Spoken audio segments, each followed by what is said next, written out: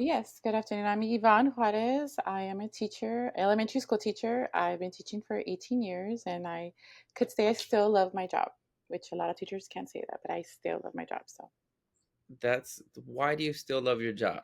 I That's still get excited over the beginning of the school year, decorating. I love the fact when they come in, students at the beginning of the year, and then they grow so much, compared by the end of the year that feeling is so addicting. You helping them. The other day, we had an IEP last week with a parent, and she said, I teach second grade. She said, you know what? My child wants to go to school every day now. Hated school, kindergarten first, and every day he wakes up and says, I want to go Miss Juarez's class. So that's why I love it still. that's good. hmm Yeah. What are you doing in your class that the kids want to come to school every single Um, day? I try to be as cheesy as it sounds. When I started teaching my first year, I think I saw like a podcast, a TED Talk or something like that.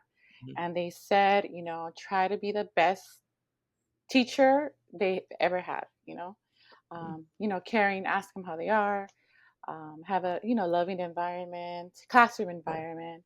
I feel that's important, making them feel, accepted, they're heard, all those things, so and try to make it that fun. works.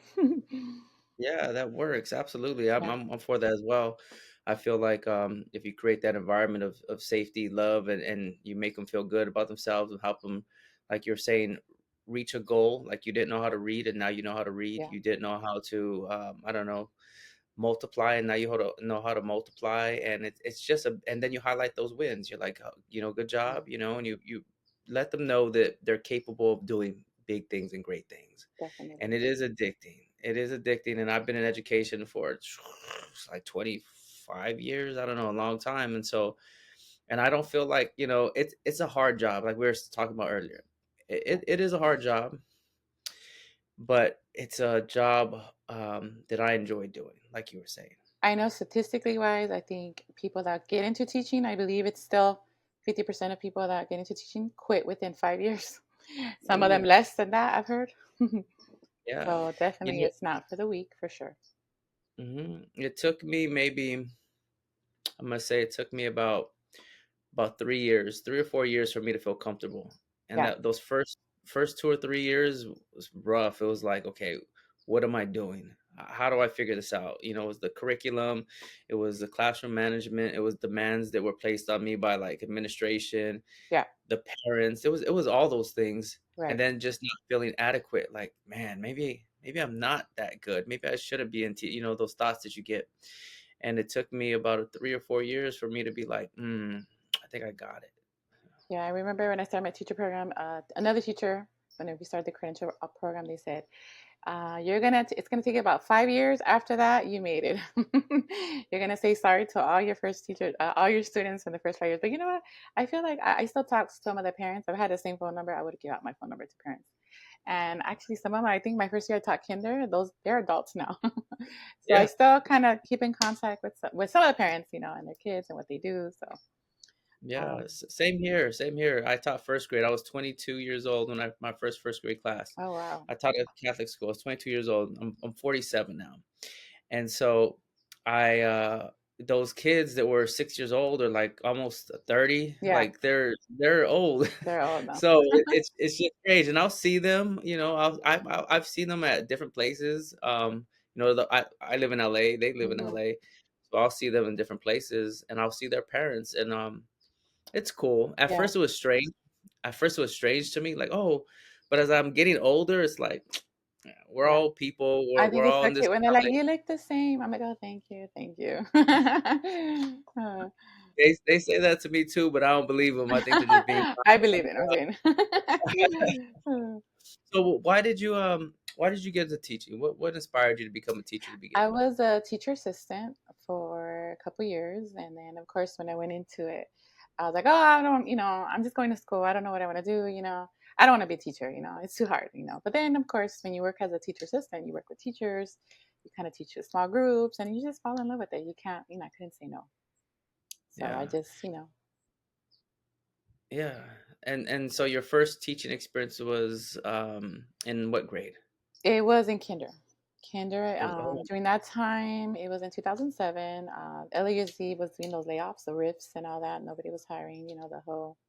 Yeah. all of that was happening. So I taught for a charter school, but taught there for like 6.5 years, and then I moved to, a bigger school district. Hmm. And then you're in LAUSD. Yeah. Yeah. I was part of those riffs as well.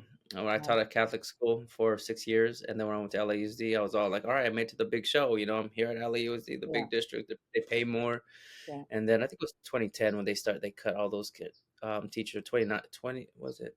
It 2000, had to be I think it was 2007, 2008, something like that. 7, something. It was Yeah. around there. Hmm. About that. I remember getting a riff notice, and I was clearing my credential. I was in the BITSA program, Oh, yeah, yeah. and I I was remember clearing that my program. credential. Yeah, and I just cleared it. I had just cleared it, and then I get a certified letter in the mail saying, "Thank you, but your services will no longer be needed," basically. Hmm. And then I was like, "Man, that's horrible." I Yeah, spent that money, that time. yeah. I've been a teacher at a Catholic school for like 6 years already, with a district for two, so that makes 6 8. That makes 8 years, and they cut me, and I couldn't believe it, Hmm. and it changed my life. I was like, "What am I gonna do? What am I gonna do now?" Hmm. It was a rough time. I substituted for a year, and then I got into a charter school as well. And subbing was interesting, Yeah. because you could just leave whenever you wanted. Like if you didn't like the school, You go you'd be somewhere like, else. "Okay, well, I'll never be at this school ever again." So that was that. So um, yeah, it was interesting. How'd you like the charter school? Well, I know a lot of people have a negative, but because I started my career there, I feel like they had, let's be honest, some charter schools do have higher standards. There's a reason why parents pull out, they're a competition for public education, right? So I feel like I learned a lot actually. They were on it with technology. This was back in 2007. We had to have standards up. They had to have, bulletin boards up every month. So I feel like it prepared me fairly well. Um, Yeah. I just a pay cut, like you said. I was looking out for my family. I was pregnant, so I ended up, with LUSD instead. Yeah, yeah. I was remember I was at the charter school, and it was for me. It was a little different experience for me. We were at a boys and girls club. It had just started, so Oh, okay. A we got in startup. there. Yeah, it was a boys and girls club. I had to do like lunch duty, Oh, wow. so teachers had to rotate lunch duty. So that was weird. We'd have to eat with the kids and Yeah. do the they couldn't afford to get any supervision staff. Oh, wow. Um, Everything was technology. Everybody had laptops. That was like I Hmm. was like, wow, everybody has a laptop. Yeah. That was interesting. Yeah, I had a smart board in my charter school before they even Yeah, made their thing. yeah, they were like ahead of things in certain Hmm. ways, but the pay wasn't ahead of No, things. The the pay pay was was very not. low. They definitely Yeah, was. Yeah. and I remember I got a call from the district saying, "Hey, rehiring teachers again. Are you interested?" And I was like, "Yes, yes, I am. Most Yes, I am." definitely. Yeah. But I made such good connections with those kids at the school, the charter school. And I was only there for like maybe like 3 months or something like Oh, that. wow. Okay. Yeah, but I made such good connections with those kids, and it was like how you were saying. It was like make them feel important, Yeah. build those relationships. Talk to them, make them feel like what they say matters, their presence matters. Make them feel loved, make them feel welcome, make them feel like this is their home away from home. And you do those things, and you make these connections, and there's not really that too many behavior problems, or Yeah. it's manageable. Yeah. And um that's what I did with some of those students. And they're older now. They're probably like 30 years old now, those kids. Oh, wow. Yeah. So because it was a middle school, I was teaching 8th grade, Oh, okay. so they're about 30 now. And yeah, it's but charter school has no union, Yeah, yeah, they don't right? have union, yeah. I mean, but I mentioned before, I am not I'm not a paying union member any longer. I feel like after 2020, um, or UTLA, I should say, had a big part in some decisions that I don't agree with. As a parent, as a teacher, shutting down, all of that. We were the only state that didn't shut. I mean, that was shut down. Even New York, which is our number one, biggest school district in the nation, they opened up. What I think October of 2020. So I feel like even now, I feel like the students are behind still from that decision. So Yeah. how do we make that up? I mean, I don't know. Like it's the damage is done, even physically. I feel like, and I think there's an article on it how even kids gained weight. They're more overweight now too. So Yeah. physically, mentally, it was all wrong. All sorts of wrong stuff. So Yeah, it was a, like let's talk about that for a second. So let's yeah, just go with the union at the charter school. yeah, There is no union at the charter school, right, and the charter school could let you go whenever they want. You're on a contract every single year. So, right, yeah. You're and at, at will. I think that's what they called it. and on the other end though, you could leave whenever you want. Right. And that's what I did. Yeah. I was like, "You can match your salary, I'm gonna go then." Right. And so you could leave whenever you want. Yeah. And so in that sense, to me, when it comes to UTLA, I do like the protection that UTLA gives Yeah. But I'm because a counterfeit that, and I've you've been in. You said you've been. I think I saw TikTok where I saw it. You've been at teaching at different schools, right? And you might different agree with me. schools. I'm not sure, but like I've been at different schools because I've been displaced. Like a couple Yeah. times. But I've seen at schools where teachers that literally fall asleep in class have Mhm. many complaints. They don't get fired. They don't do their job right. They make it like extreme cases. I'm not talking about, okay, they teach bad. They're literally falling asleep in class. Like Mhm. parents have called, complained, and guess what? Utility still protects those type of teachers. So I want to say charter schools are popular because some parents are just fed up. They're like, you know what? They don't do nothing over there. I'm gonna take my child to this charter school over here. Blah blah blah. Of course, they don't know how they treat teachers and the pay and all that stuff. But for a parent, they're like, you know what? That school doesn't do nothing with Mr. Blah blah blah that doesn't falls asleep in class. So Yeah, that's the bad thing about being part of, paying you to that. Sometimes it protects even the teachers that don't deserve to be there. You know what I mean? Like that are just literally there for a paycheck. I mean, I'm product of LASD. I graduated in 2000. And I yeah. remember teachers that were considered bad, like cussing and like it was a different world back then, right? 2000 different world. I graduated in '95. Different world back They then. got away with a lot back Yeah. then, but Murder back murder, then. literally. Yeah. Sexual abuse too. All that stuff that occurs with some teachers. I'm not saying all of them, but Mhm. there's I won't say there's some of them that make the news. Lots Mhm. of lawsuits involved. So the bad part of that is that bad teachers are protected too under that. You know what I mean? So. Yeah. It's true. I mean, it's a double-edged sword, Hmm. right? You protect all UTLA protects Right. all teachers, and under the umbrella of all teachers are both good and bad teachers Yeah. under the umbrella of all teachers. And so, it's just a double-edged sword. Yeah. If you're a good teacher and then a parent makes an accusation against you or something, Or a student too. yeah, I've it seen says I've something seen about that too, where a Mhm. teacher, I don't want to say names, but they got accused. It was at a middle Yeah, school, and the kid admitted later, yeah, I was mad at the teacher because yeah, he told me to do this, and but yeah, psychologically, that teacher changed. She was a PE teacher, didn't do the same yeah, things he would do before. yeah. Didn't it changed them like completely, completely, So in that sense, UTLA protects that. UTLA protects that. But I Well, mean, say, it well, ended up being false, but still, like, I'm saying yeah, like that could happen too, which is really sad too. yes, and so like I know it is a double-edged sword, and I could see if an accusation was made against a teacher, and you go through a whole series of Hmm. things, right? UTLA steps in, Right. administration steps in, operations steps in, Hmm. people from the district higher up step in, and they investigate, which they should. Yeah. They Yeah. should Definitely. investigate, right? They should Right. investigate, but at the end of that investigation, it's a changed person. Yeah. If you're innocent, right? Like Hmm. you're saying, if you're a changed person, you might have been this loving, caring person, and Hmm. now you're a safe. You're like, oh no, I can't. I'm not gonna do more than my job. I'm just Yeah. gonna stay back and do. Um, The minimum. I'm not gonna. Yeah. Yeah, I'm not gonna commit myself all the way because that got me in trouble committing Yeah. myself all the way.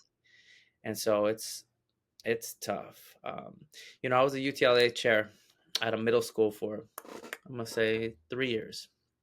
I was a UTLA chair at a middle school, and it was a interesting job.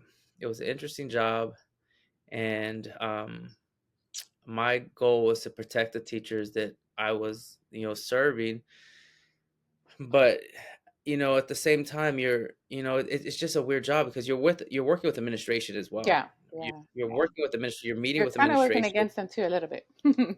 You're Yeah. like this weird middle position, Yeah.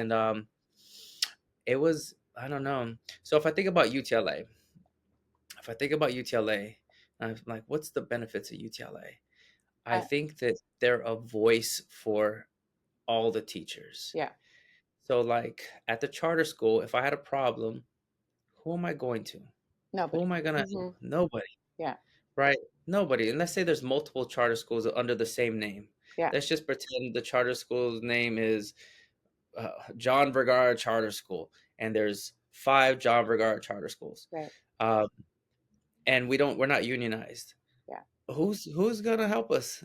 No, Right. nobody is. Nobody's gonna Yeah. help us. It's just like, man, it's just me. I have an issue, and I'm gonna have to try to get everybody on board and email, get everybody's number and email and all that. Whereas with UTLA, you when you sign up, they got your email, they Right. got your number, they could contact you. Yeah. They could do easy communication, and so I think in that sense, UTLA is good. Yeah. Um, I mean, but if you're a good teacher, I mean, you don't really need utility. You don't get written up. You well, know?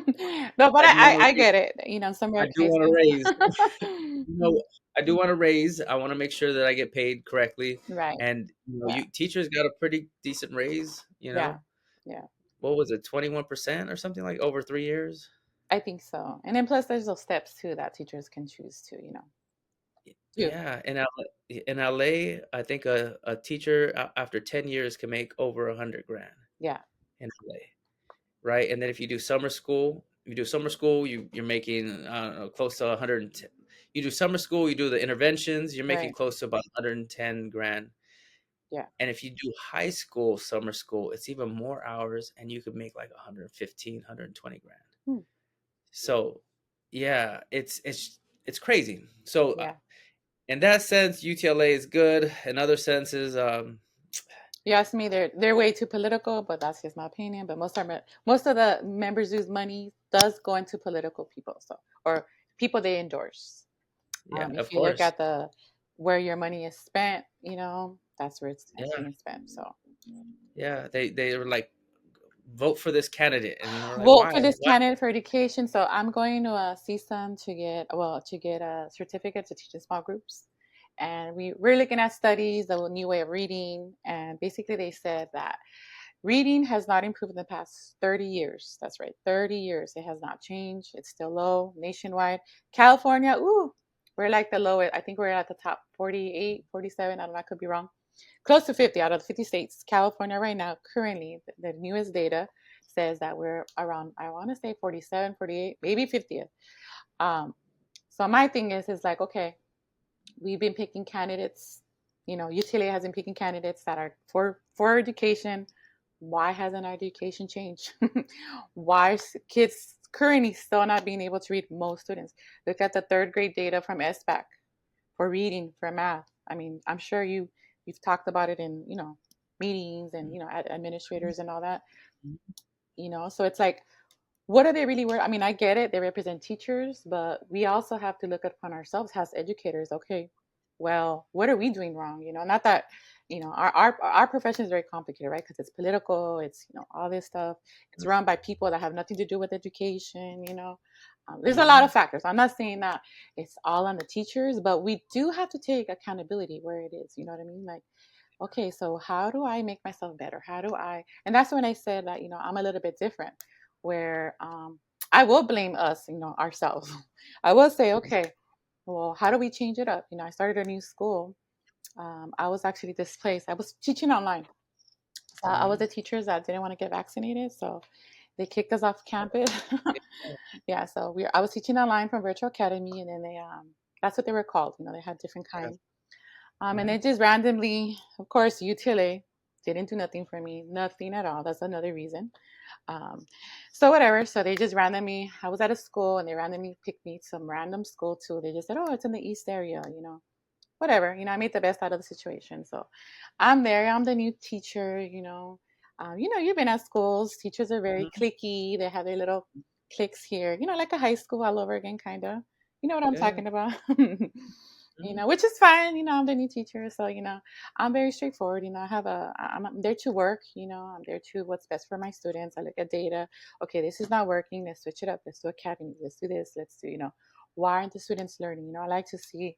like effectiveness. Principals usually love me, but teachers usually don't because I'm very straightforward. I'm like, well, obviously we're a tier 3 school. It's because we've been doing something wrong. Like we need to change it up. Like you need to change your style of teaching.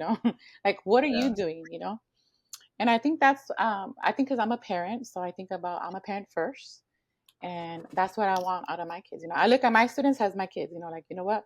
I want them to read. I want what's best for them. Yeah, and that's I feel like that's the best approach. That you look at your students like they're your kids, and you Yeah. look at the students and you teach them like you're hoping that some other educator is teaching your kids, Right. your son, your daughter, your grandchild, your Right. niece, your nephew. You're hoping that somebody else is doing is just as effective job as you are with your family. Right. And that's how I see it. It's like with the kids that were in my classroom, I was like, okay, these are my kids, and I'm gonna do my very best. And I hope that whoever has my own kids Right. are doing their very best as well. Nowadays, it's tricky. Like I make posts, I make different things, and um, sometimes I feel like teachers think that I'm attacking them a That's little bit. always the case. That's always the case. Like you can't Sometimes tell it's a like, teacher anything because they're like, "Oh, well, I'm doing my job," and it's like, and I keep reminding SBAC scores, reading scores. Now it's I ready, right? I ready scores. I ready like, math, reading. yeah, yeah. I'll say stuff like, I don't know, like what can we do, like someone most recent comment. I was with another person on the podcast, and she said in order for her to have good classroom management, she makes the assignments more fun or something like that. She Right. makes it more so that Engaging. they could, they're like engaged more. Hmm. And I got a lot of people saying, well, we're not entertainers, we can't do all that, we can't make But spice it up. but they're kids. That's what we forget. They're kids. Like Yeah. we expect them to think like little adults. But we are kids. Just like I wouldn't say some teachers, like if they're having a bad day at home or whatever, you could see it in their face. It's like, well, we're at work, we have to pretend. Even if everyone has problems, right? Everyone has their own problems at home, but Everybody has problems. when you come to work, you should be professional. You should smile. These are kids. Even if they're in high school level, middle school level, they can be big, tall kids. They're still kids. So they need us as an example. I mean, who knows? Like I said, I think about their home life. Like, man, their home life's already rough. And then I'm gonna make it more rough by being, by having this fate, or by being mean or whatever it is, not being Hmm. professional, not being, fun. I mean, they don't pay me to be fun, but I mean, why not? I mean, it prevents behavior problems. It prevents, it makes my job easier. Of course, not Right. everything. Some stuff is boring. It is what it is, But I mean, we work with kids. That's what it boils down to. And when you realize that part, and then you make a difference in their world, and I mean, you're not perfect, but definitely it's better. So uh, so I'm gonna play the devil's advocate here.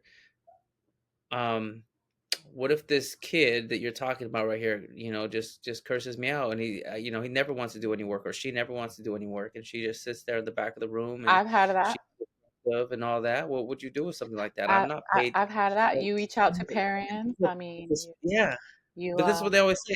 They say something like, they should learn these skills at home. no. They come here, they should learn these skills at home. They why, right? You heard this Yeah, before, yeah, right? definitely, definitely. I've had a student like that, and what I did, I pulled them, up to the side, and I said, "Hey, I just had a conversation with him, like, hey, do you see me being respectful to you? Yes, Miss Wada. Do you see me trying to improve, your reading? Do you see me trying? What am I doing wrong? How can I help you? Why aren't Mhm, you, what's wrong? Why are you being disrespectful? What am I doing to you? Would you like it for me to act that way with you? And I just remember he started crying, and he was like, no, it's because, and it was, of course, it's always other things, right? It's always other things. And I think, I don't know, some students just have a different home environment than we expect, and they don't know how to express themselves sometimes. This is a fifth grader. So, I mean, obviously, when he noticed that I cared, that he mhm. mattered, he changed. And I don't know, it was just a simple conversation like that of, okay, well, I know, I hadn't pulled him aside. I was just like, hey, I would correct the behavior and he would listen. But, I was, you're human, we get tired. I'm like, okay, how can I help you? What's going on? Like just asking them that. And maybe nobody had Yeah, asked them that. And then I found out parents work a lot, they're hardly home. So that explains, he just needed yeah, attention, even if it was bad attention. So Yes, that's I think that's it. I think you seek understanding. I think Yeah, you have to seek understanding and ask them what's going on? What's happening? You're saying the exact same things I talk about right here. yeah, You bring the kid aside and you ask him, "Hey, look it up. right, Was I ever disrespectful to you? Did I raise my voice to right, you? Do I?" And you could only say that. You could only say that if you're never disrespectful right, to the kids. right. Mm-hmm. You could only say that with confidence if you're never if you've never yelled at the kids, Right, if you've never given this body language, this face, this look like, man, why are you even here? You're like, I don't want you right, here. Like you could only say those things with confidence if you've never done them before, right? So right. if you go in there and you pull a kid aside, you're like, have I ever yelled at you? Have I ever been disrespectful to you? Do you ever see me not welcome you in class? Mm-hmm. Am I always welcoming you? Right? So Yeah, like why are you acting this way? What is yeah, it? How can I help you? And you seek that understanding part, but you could only do that if you're genuine and yeah.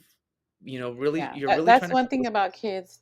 Kids can clearly see if you're genuine or not. They can tell if you're Yeah. fake right away. Mhm. Even little kids, they can tell when you're being fake, when you're when you're actually honest. They can really tell. So I don't know. I've learned that like kids can tell right away when Yeah. you're being authentic.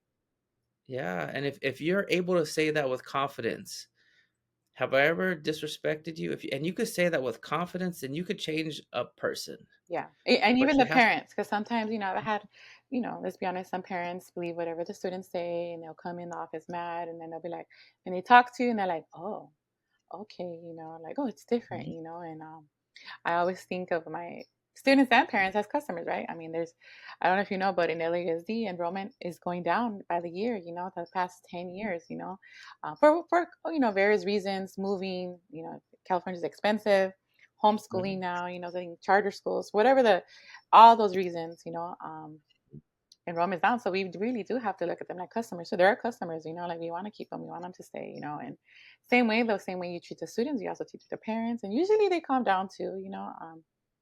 I've never really had any bad experiences with parents, as long as they show that you care, that they know you care, then they care. So I always That's say, let's right. work together. Being a dean, I have met with so many parents. And being a APIS, I've meet with parents all the time, and it's always like let's hear each other out. But I'm gonna listen to you first. You're gonna tell me what's the issue. Mhm, Parent, tell me what the issue is. I'm gonna listen to you, and then we're gonna come up with a solution together. And that's what it is. That's how it's gonna go. And I can only say that with confidence because I know that my intentions are good. mhm. I know that however I dealt with this student was the like a well-intended thing that I did. Yeah, So if there was a misbehavior, whatever, I'm gonna deal with that situation. I'll deal with it with respect, and I'll call parent, and I'll be like, hey, this is what happened. Your son did this, and I need you. And sometimes they get upset, and I'm like, come in, come into the office. We could talk. You have a problem? Come and talk with me. They come in, and I explain again, and it's more of like seeking understanding, seeking a common ground, being respectful, hearing each other out. And I want to hear the parent. Let yeah, me hear the parent because I could see and I could sense maybe frustration at home, and maybe they're working a long hours, and maybe you could feel it. You could yeah, feel that frustration, and then you're like, okay, I could see where all this is coming from. yeah, Let me find a way to help you. Let me find a way to help you. And like you had said before, every kid right here comes from a different home, yeah, and some of these places aren't the best yeah, places. They're just not. I don't know what kind of home you came home from, but like for me, both my parents didn't graduate from high school. They have like, I don't know, a 10th grade education. Um, my dad had schizophrenia, and so that was something that we dealt with. And so I remember being in fifth grade, and there's work, and I'm like, hey, can you help me out? And like everybody's like, no, they're angry, and they're like, no, get your work done, and they can't help. And so my dad gets angry, and I think he's angry because he doesn't want to show that he doesn't know how to do it, so hmm he uses anger to mask the fact that he doesn't know how to do it. hmm And then I'm like, oh, I think I'm alone here. I don't think I'm gonna have help here. And so like if I didn't turn in my homework, it's not because I didn't want to turn in the homework. Maybe I didn't understand how to do the homework, and there was nobody to help me to do the homework. And so I'm not this bad kid. yeah, And on the other end, a teacher might think, oh, this kid never does any home. He never is so hmm irresponsible. And disrespectful and he's just so lazy. And it's like, no, that's not it. Yeah. I They have had no the help. What support. do you You want didn't me have to the lie parent and support. Yeah. yeah, you want me to lie and just put numbers in and okay, I could do that, I guess. So we don't know where they're coming Yeah. from. They, you know, like you're saying earlier, do the kids eat? We don't know. You Yeah. know, do they even see their parents? Yeah. You know, are the grandparents raising them? Yeah. You know, all these I mean, I questions, feel right? like in second grade, they definitely overshare. So Yeah. they share a lot of stuff. Like I know, in fifth grade, usually sometimes they do, usually they don't. The older they get, they share less. They learn that. But I know with my students, I was in this activity, the beginning of the year, where they say, I am, different things to get to learn, to get to know them, like I am, I feel, I am happy when, stuff like that, little sentence words Mhm. that I finished. And I would help them because some of them don't know how to write still. They were learning how to write. So like one of my students was like, I wish my dad would come out of jail. Mhm. My other student, what did you wear? I worry about dying because my grandpa died. Mhm. I Mhm. were, and then I have to acknowledge their feelings, like, oh, I'm sorry that happened to you, blah blah blah, and it's just a regular activity, and it was so hard for me not to cry, because I acknowledge their feelings, but I was like, I can't cry, I mean, I'm human, but I'm like, I can't cry over that. I was like, it's okay.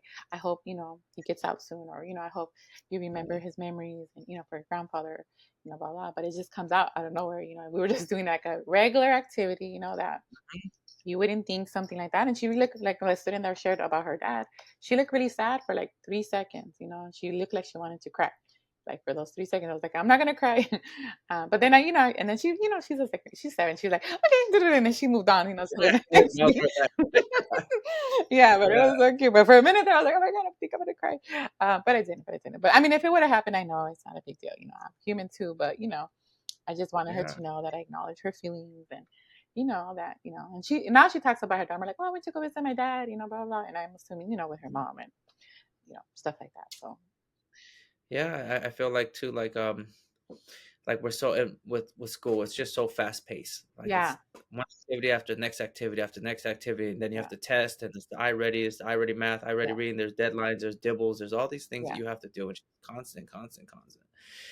And to take time in the class to just breathe, and to take time in the class to just chill and yeah, calm and just smile and laugh and take that deep breath.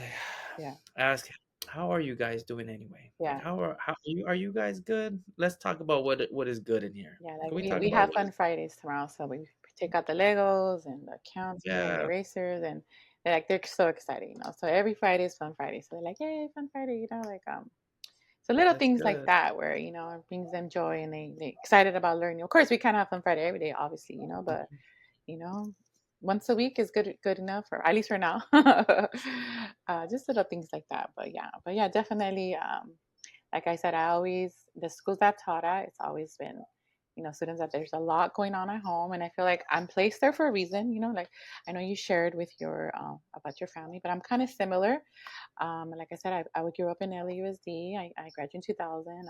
Single family. My mom was my only parent. So sometimes I share that with my students because they'll be like, oh, but my dad doesn't live here. Like I know another student said, oh, my dad got deported. I don't see him anymore, and stuff like that, Mhm. And this is my Right. current school year, not even like from previous years, So little stuff like that. And I'm like, oh, it's okay. Like I grew up just with my mom. It's okay. We all have different families, blah, blah. Our families look different. Maybe some of you have grandmas and grandpas, and, just acknowledging that we're all different, and it's not weird, feeling welcome, I guess, in my classroom. That's big for Yeah, me. and that's so important to feel like no matter where you come from, no matter what background, no matter you were welcome here in this classroom. Yeah, And that's huge. It doesn't even your behavior doesn't matter.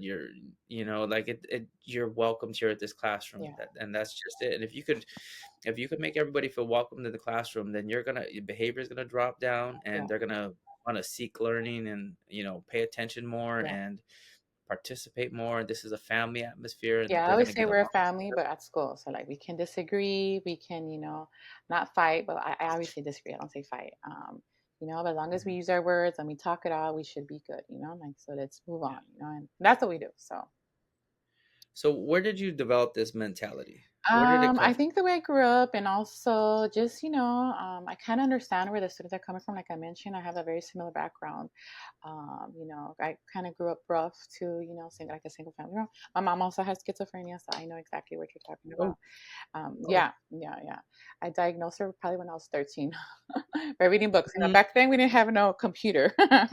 We had books and stuff to read. So but yeah, no, so I've been homeless, I've been a lot of stuff, so I feel like that kind of being brought up that way, it makes me more empathetic to the students, I guess, and what they're going through. Of course, now I was able to. I also give them the opposite, the hope. Like just because you grew up here doesn't mean that there's no hope for you. You can go to college. You can, there's other ways you can make money. There's trades, like different stuff like that. I tell them that it is possible, and talk about drug abuse. But for the older kids, when it's Red Ribbon Week, I mean, the school where I worked at had, homeless, they would see them all the time. I had a kid get chased by, like what was it? Well, I know you can't say that anymore. What is it? Unhoused or whatever. Unhoused. Yeah, unhoused. Unhoused a person or individual or whatever. So they see it, and then, that's when I taught fifth grade. And it's like, okay, well, should that person, they're probably on, they're probably, on drugs. Or they know already, they know those things, they're on drugs, they're alcoholic or whatever it is, they all knew somebody like a cousin or aunt or uncle, whatever, so Mhm. just acknowledging that it's happening and what they can do that's different, that there is hope, that they can't, just because all the odds are against them statistically wise doesn't mean that they should give up, and stuff like that. Yeah, and you were saying that that kind of mentality rubs other people the wrong way at the schools that you've been at. Yeah, because I feel like I look at the perspective of the kids, like I'm a parent first, so I have three kids. My Okay. oldest, he's a product of LUSD too as well. He graduated in 2019, I believe. And Mhm. then my kids right now, they don't go to LUSD, they go to my local school district, but which I'm also running as a board member, by the way, and Baldwin Park Unified. Yeah. So yeah, because I'm like, you know what, like we need to change things. Like board, it's just in general, board members or from any school district need to just have more teachers. I don't understand. We have random people that have nothing to do with teaching. Very rare when they do. Very rare. I won't say Yeah. nothing because I know in the LASD there's like a couple, one or two that were teachers before or principals, something like that. But Yeah. why not all of them should, be involved in education, right? But whatever, that's just my opinion. Maybe because nobody wants to run, right? Maybe that's why too. Who knows? Mhm. So I am running also in my local school district for my where my kids go. But like I said, I'm a parent first, so I think about, well, if that was my child, what would I want? And that I think that's what makes me different. Not that you have to have kids to be a teacher, but I'm saying Mhm. that's what helps me change my perspective on things. If that changes anything. So, like I Yeah. said, after 2020, I was stuck with my kids at home with no help. My husband had to, work or whatever. So, and LAUZ was just like, okay, just close the door and tell your family you're not available. That's exactly what they said for me to do. And I'm like, As a teacher? They said, oh, if you have kids, just close the door and tell your family you're not available right now. I'm like, yeah, that worked very well.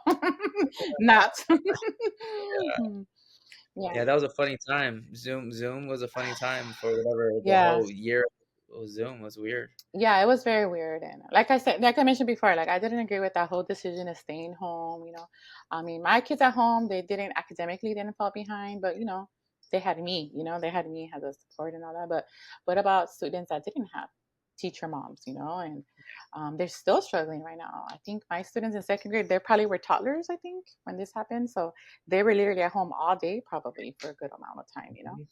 I think even Yeah. parks were closed. So Yeah. Parks, beaches closed. You couldn't go hiking. It was weird. It was, yeah. Yeah, I never listened you to know, any of those rules, but I'm different. yeah, I didn't either. I didn't either. My kids were in the park. We just took down the yellow tape. I was like, Yeah. just wash your hands afterwards, guys. No. Uh, Yeah. I mean, I was a dean. I was a dean on Zoom. That was weird. yeah. A dean on Zoom. I didn't have a classroom. I was a dean on Zoom, and it was like I checked in, and then I was like, "What am I gonna do? What am I really gonna do on the computer? Am I gonna?" And so I just checked in a little bit, and then I just waited for them to call me if they needed me to Yeah. go into a Zoom classroom and like talk to a kid. But after that, I was in my house, and you know, I would leave. I would go and walk my dog and go to the park. My son, he was in high school. My youngest son was in high school at the time, and we would I actually enjoyed it because it brought everybody together. Yeah, I mean, I Like, enjoyed spending time with my own kids at home because okay, I would always say, well, I'm always taking care of other people's kids. I don't spend more time with other people's kids than my own kids. I always said that. And then, boom, 2020, I was like, okay, well, you know what? I don't mind this. No, I actually liked it. So yeah, have 3 kids, and so we were just all together and watching movies and hanging out. We had like a whole workout routine, and mhm, we all worked out together, and we would go for jogs. And I was like, this is cool. I don't mind this at all, you yeah, know. But it was a weird time, and being learning definitely did drop because yeah, when I went back to work, and you see like man, kids are real behind. behind. Yeah, they're still Kids are real behind. behind. They're still behind. It's still affecting them to this day. So I know Yeah, people say, oh, they're kids. They can't overcome it. Yeah, but they already were struggling before that, and then we throw that at them, and then now you know, they're still trying to catch up. So, yeah. And what made you want to be a board member? so How's at that least going? for I have a fifth grader and a high schooler. He just started high school, and in Yeah. 2020, at this school district, they took out all the school police officers, and Oh yeah. there's a lot of stuff happening still. Like not a lot like major, but enough for me to be like, why don't we bring them back? Like the safety, not only that, but Baldwin Park. I live in City Baldwin Park, and the police department, they're already like stretched out already. Like they already have Mhm. enough. I mean, I think they don't even have enough police officers. So it's Yeah. like, to work. I think a lot of them work overtime and all that stuff. So then you're having to watch schools as well. Like, why aren't we bringing it back? So that's one of my main concerns. I want more safety for Yeah. especially my kids. I have a high schooler now. He walks now by himself, and stuff Yeah. happens. There's like little kids, fights. I mean, I feel like uh, in high schools and middle schools, there's way more fights now. Mhm. That's just reality. I think for a lot of, I mean, I heard in Pomona, I think it was at Pomona, they did that, and then they made the decision. They reversed their decision and brought back school police officers. Wow.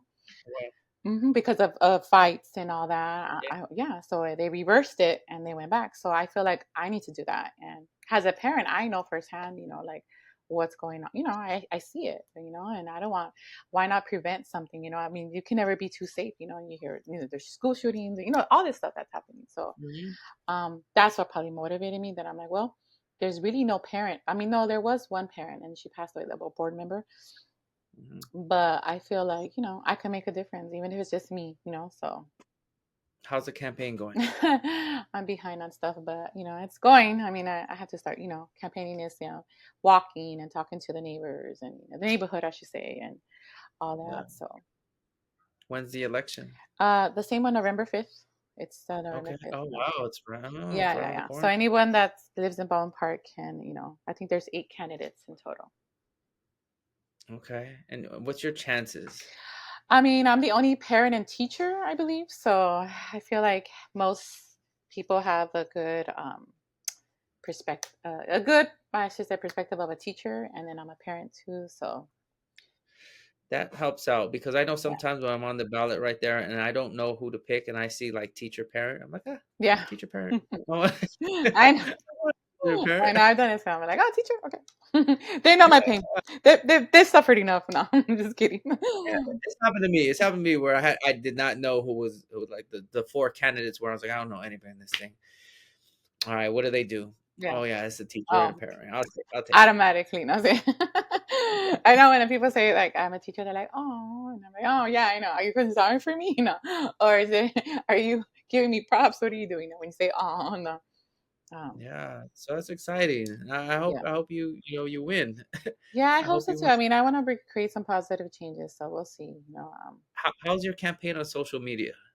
I did have a social media page and then it got shut down. I think they thought I was trying to be fake, like a fake identity. And I was like, oh man. Yeah. So I have to redo it. I have to redo it. But I'm also going to school. I'm trying to get my master's. I go to school on Wednesdays. So um, that takes up my big chunk of time. But that's how I know that the recent reading studies is, hasn't changed. The low reading rate and all that hasn't changed for the past 30 years. So that's kind of crazy to think, right? Um, but yeah, so now I think, and about, I don't know, you're middle school. I don't know if they have CKLA in middle school or Oh, right now I'm at an elementary school. elementary. Also, you So know all about CKLA. So CKLA is based on the foundations of learning how to read and all that, the recent data. So Mhm. Yeah. But I know a And lot of teachers complain about that right now. So whenever there's something new, everybody's gonna complain about it. yeah, yeah, Like yeah. But that's right literally away. based on the recent science of learning how to read. Yeah, what's it called? That rope, whatever it's called. I can't think of the name of that rope that they always mention. I should know the name of this. Uh, but anyway, it's like there's four strands, and there's other four strands. They make up the science of reading, or that I Oh, forget okay, it. I okay, can't. okay. Is it like phonics, reading, I can't even think of writing? it. Okay. Anyway, anyway. But so we're coming toward the end of the podcast, and I always ask my guests, what are three tips they could give for future educators? Who and how would what would you say is a if you want to be a future educator, what are three things that you could give them to help them be the best they could be? Stay positive. I feel sometimes when you're have the negative thoughts, and of course it could get very easily frustrated. So stay positive is a good one. Be of course be patient with yourself, be patient with your students, and never give up. Don't give up. uh, And if and for the people in Baldwin and they want to find you, they want to vote for you. What my you ballot will have any? be board member, Ballin Park, Yvonne Juarez. Yvonne Juarez. And on social media, if they could find you on social media. I don't have one yet. I don't have one yet. Um, But just vote. I do have a Gmail. Vote for Yvonne Juarez.